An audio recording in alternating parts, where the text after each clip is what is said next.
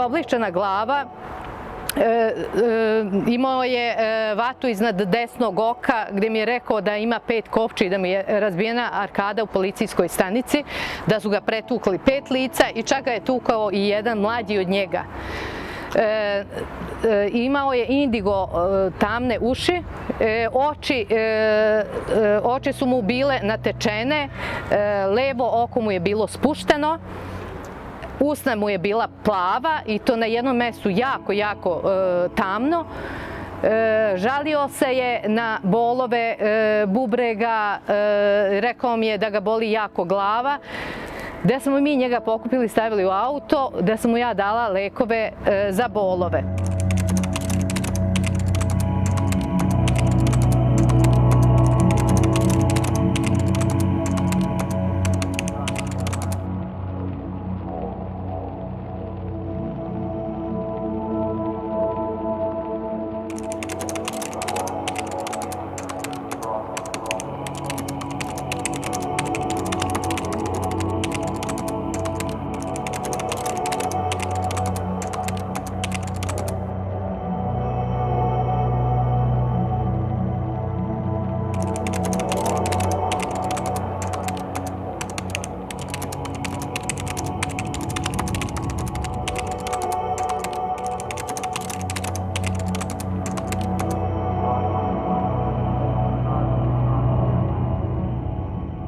Bilo oko 9 sati naveče. Moje dete mi je reklo, mama, ja se brzo vraćam. Na to sam ja rekla, Miki, kako ćeš?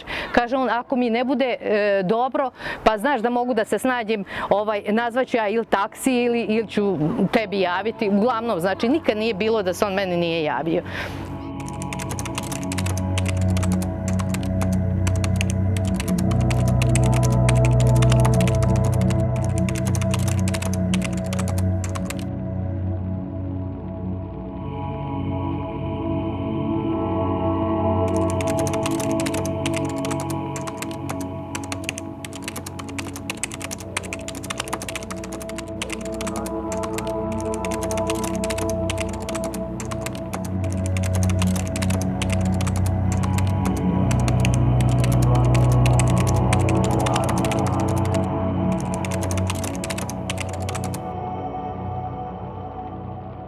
Na sudskoj medicini kad sam bila, šta sam primetila, videla sam da desnu ruku ne mogu da mu do tela da mu stavim. Znači, i tako mi je delovalo kao da je izvaljena ruka. Leva je bila normalno, međutim i telo, samo telo uopšte nije bilo ukočeno.